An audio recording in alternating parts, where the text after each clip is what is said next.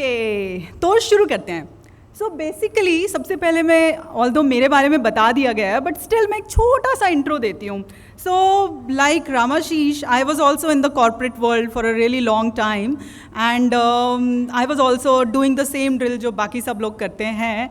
But today I want to share my personal journey, that how I was able to break that and what I am doing today, and a very very special journey which is Arctic to Antarctica, doing all by myself. So शुरू करते हैं. तो usually जब कोई एक साधारण लड़की किसी भी शहर में, छोटे शहर में, बड़े शहर में, उनके पास क्या चॉइसेस होते हैं लाइफ में? यूजुअली 3 ही चॉइसेस होते हैं. पहले पढ़ाई करो, फिर उसके बाद नौकरी करो और शादी करो. यही ट्रैजेक्टरी होती है मोस्टली, राइट? गिव मी अ थम्पिंग येस और नो. या थोड़ा जोश दिखाओ. एडवेंचर ट्रैवल में हो आप लोग, जोश तो होना चाहिए. So that's usually the trajectory of any middle class girl. और मैं तो वैसे भी बहुत छोटे मिडिल क्लास से थी, जहाँ पर हमारे सपने तो बहुत बड़े बड़े होते थे, बट पॉकेट्स हमेशा छोटी होती थी. So how was a girl who came from that background was able to break this mould and travel to 107 countries, all the 7 continents. ना तो मतलब मेरा जो सरनेम है बिरला है, टाटा है, nor I married someone very rich. So how was I able to do it? Very simple. मैं भी आप सबकी तरह यही कर रही थी. I was leading a complete templatized life, doing the complete control C plus control V life, wherein I did my graduation, I did my MBA, I was working in a multinational company, and was वही basically सुबह उठना, office जाना, traffic में फंसना, boss की गालियाँ खाना, client की गालियाँ खाना, and the circle was going on and on.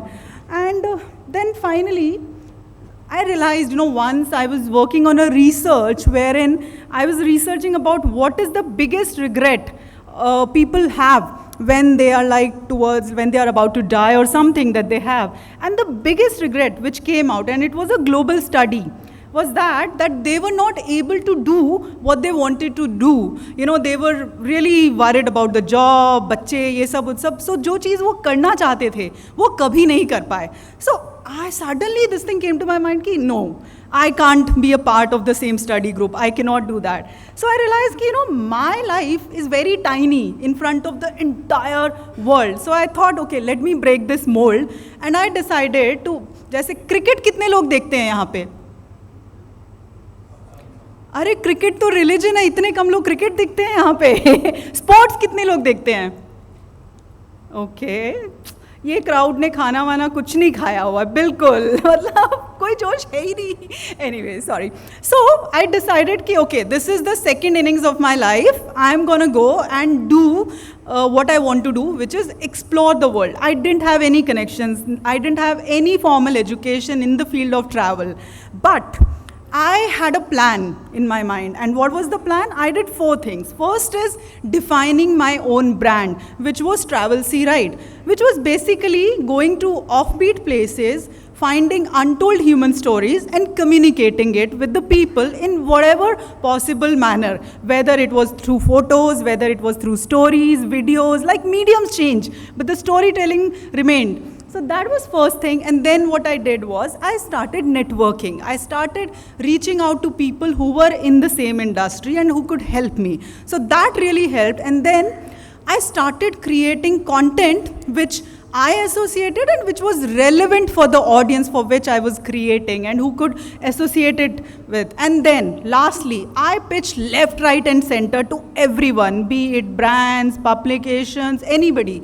Because क्या होता worst case? I would have heard a no, which was already a no. But I started doing all that. And since 2017 until now, if you look at it, there has been a big change. So that actually changed my life. So from traveling locally on a very shoestring budget to leading, expeditions to the poles and covering all the 7 continents, giving, 7 TEDx talk and speaking at more than 100 conferences, not just India, but abroad, winning a lot of awards. And now, I lead a company, the Indian wing for them, wherein I am responsible for the adventure travel to exotic places or any places like say Antarctica, Arctic, or Japan, Africa, anywhere. So it's a long journey, but every small step count. And today, I want to talk about a very specific part from that journey, which is my Arctic to Antarctica journny. और इस journey का सबसे पहला part was Greenland. कभी आपने fridge खोल के देखा है उसके अंदर, मतलब फ्रीज़र खोल के आपने देखा है कि उसके अंदर कैसी फीलिंग आती है? ग्रीनलैंड में जब आप पैर रखते हो, आपको लिटरली वैसी वाली फीलिंग आती है कि आपने फ्रीज़र के अंदर चले गए हो.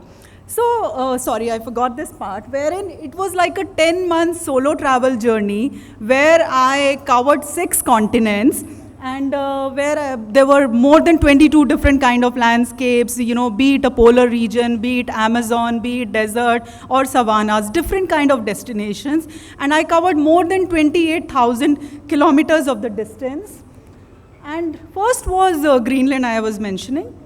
And just to let you know a little bit about Greenland, अगर आप land mass से comparison करते हो India से, so it is like 2/3 of India's size. But when you look at the population, so Greenland की population is only 56,000, which is शायद हमारे देहरादून के एक colony की भी उससे ज़्यादा होगी population. So it's a very small country when it comes to people, but in terms of land mass, it's big. But it's covered with ice. It's one of the largest ice caps of the world. And the people there, they lead a very simple life. They depend on hunting and fishing. That's the major part of their life. And everything is very expensive. And people don't own most of the things there. Like, they don't own a car, they don't own houses. Everything is provided by the government. And in fact, unke wahan provisions also come like once or twice a year only. They don't even have like big hospitals or schools. So, and it's so expensive that if you go and buy a 1 liter milk, it's going to cost you around 350 liters. So these are the people who are already leading very difficult life, and because of us, their life is becoming even more difficult. How? Because Greenland is actually melting. Their glaciers are melting, and I have seen it by my own eyes, how within an year, Greenland glaciers have retracted. And they are, melting 6 to 7 times faster speed than what they were 25 years ago. And what is that having an effect? That's having a big effect, because if the entire Greenland melts, then it's gonna increase the sea level by around 6 feet, which is a lot. 6 feet. So basically, which will drown the whole of coastal areas, be it your Mumbai, Kerala and all that. So it's not a problem which is of the future. This is a problem which needs to be addressed now, which needs to be addressed now. And, if you compare it, we also have a similar situation in Uttarakhand. Our glaciers are also melting, be it Kedarnath, Pindari or other. So there is a relevance between them. So if we can look at what Greenland is doing, probably we can take some lesson from there. And then from Greenland, I went to Svalbard. Svalbard is the northernmost part where you can get to the North Pole. So from here, North Pole is just, from the main city, it's like 1300 kilometer, and if you go by the cruise or the ship, it's like 1000 kilometer from there. But it's a place where polar bears are the real king. Humans are very less. You will hardly see 2,500 humans, but polar bears are a lot. And most of the cruise companies who go there, they take customers because people want to see polar bears. They are the largest predator in the world. This polar bear, which we saw, it weighs around, say, anywhere between 400 to 800 kilogram. They are huge. But, because of global warming, all this pack ice that you see, this is melting away. And what is happening is, it is impacting their sea ice habitat, which is extremely important for them to hunt. They sit on this and then they hunt seals and all. They haven't yet adapted to do hunting on ground, but because the sea ice is melting so quickly, earlier there used to be sea ice which used to be formed, say, for 2-3 years. आजकल 1 साल में ही melt हो रहा है. So then, but what is happening is Svalbard, and particularly the Norwegian government, they have woken up to the reality, and they have put together very stringent, code of conducts for the people. And from this year itself, now they have put this that cruise ships can't go closer than 500 meters near a polar bear, because they want that they should be able to hunt, they shouldn't be distracted by us. And even in the number of people, waste management, they have very strict and stringent rules. So much so that, when Tom Cruise was shooting for his movie, even his crew was not given permission to land extra helicopters and to go to the places where they wanted to go. So they are really, really enforcing this on people. And this is what I was sharing, like this was my cruise on which I was, and we had to always maintain 500 meter distance, which is like half a kilometer from the polar bear. Now, coming from the Arctic to Central America, which is Panama. So Panama connects North America to Central America, and so it's very, very important trade route for the entire world. But my main reason to go there was to meet these people. These are called the Embera. They are the tribes, they are the tribal, one of the 7 tribal people of Panama. So their life actually depends on the forest and the rivers. Even today where they live, you don't find roads. There are no roads. The only way to reach out to them is by taking a dugout boat, which takes around 2.5 hours to go there. They don't wear clothes. They only wear clothes when there are tourists and all. You see this kid has this ink. So this is what usually they draw, which saves them from the light and from the insects and everything. Everything that they wear or consume is from the nature. Their life completely depends on them. So when Panama government was formed and when national parks came into being, they lost their land, like they had no other means, because the cap was put on the hunting and, fishing and all the products. So they had 2 options. What should they do? Either, they go to city, become what most of the people do, forget their, culture and unique way of living, or they preserve their culture and find out a way that they are able to sustain it. So what they did was, they started reaching out to the travelers, foreign travelers and all that. And they started inviting them to their homes. They started showing them their life. And they got a lot of traction from the foreigners, and then government actually woke up and it made a legal framework to basically safeguard their rights, to give them the rights for hunting and to give them the right for land.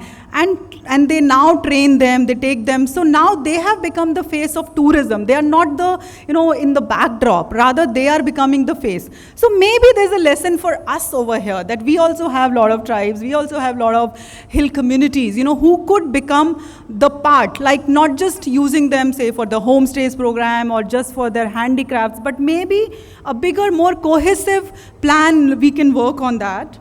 And then from there, I went to Peru. I think everybody knows what this place is. How many people know?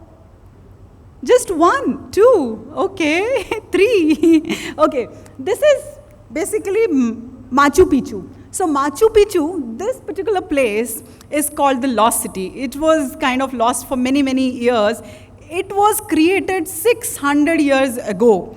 No, at that time there were no wheels, there was nothing to cut the rocks. This is an engineering marvel, which was created by the Incas, and it's like super popular now. Every year more than 1.5 million people visit this. Like when you think about Peru, people think about Machu Picchu. Like we think about Taj Mahal when we think about India. Similarly, when people think about Peru, they think about this place. So it was also grappling with over tourism. So what did the government do, to solve it?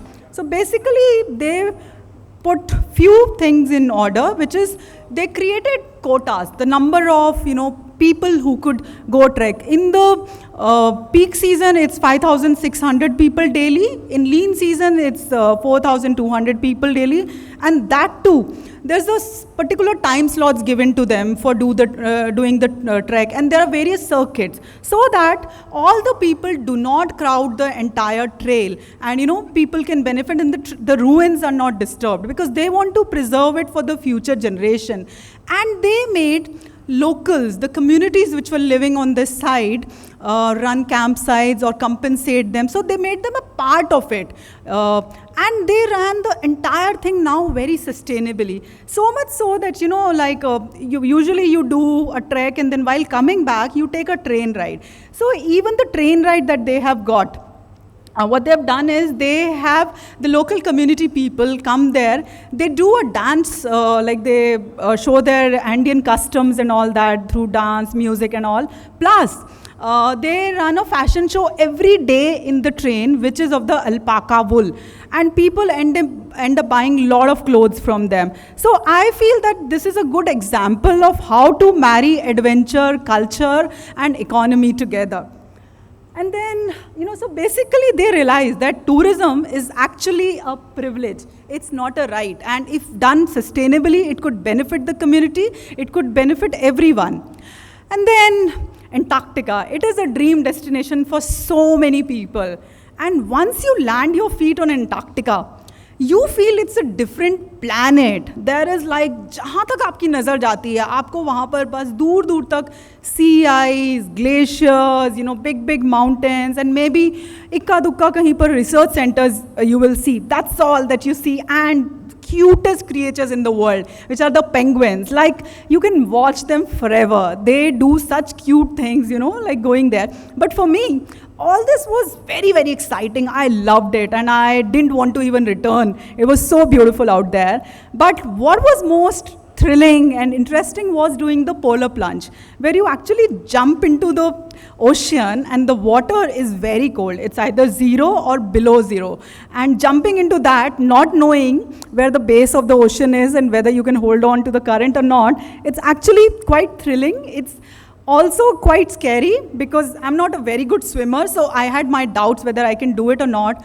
But this lady, she is 75-year-old. She was the first one to jump into that water, and she was doing every possible adventure, be it hiking, be it kayaking. She was doing everything.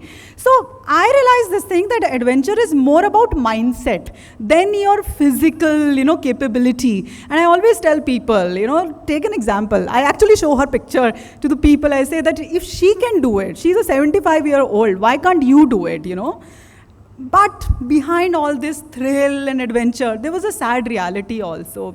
I realized, when we were talking to our guides over there, that penguin colonies are on a decline. This particular penguin, which is the chin-strap colonies, which there are different kinds of penguins which are found in Antarctica, around 6. So this particular has declined the most. And why is that? Again, climate change. The oceans are becoming warmer. The krill farming is happening. So the food on which they live, that is being taken out, by the pharma companies and all that. And we are actually snatching their habitat for our own purpose, which is not right. They have no other place to go. So that was one thing. But the International Association of Antarctic Tour Operators, they know that how important this is for them. And I was really happy to know that the kind of, charter, the strict charter that they have put together, it's actually helping and it's creating a lot of awareness for their preservation. So whether it is about efficient waste management or is it about giving the right briefing to all the guests who come on board, or the running expeditions which have a low impact on the continent, they are doing all this. And similarly in Arctic also. So I felt there's something that we can learn from them as well and apply it. So what did I learn? While there were many, many more countries in this series, what did I learn from this journey, Arctic to Antarctic, is basically, what I learned was that you need to be brave enough to step out of your comfort zone, because that is where growth happens. So whatever scares you, you should be ready to go out and go for it. If a girl from middle class, from small town can explore the world by herself, then everybody sitting in this room can, and I'm sure many would have already done it.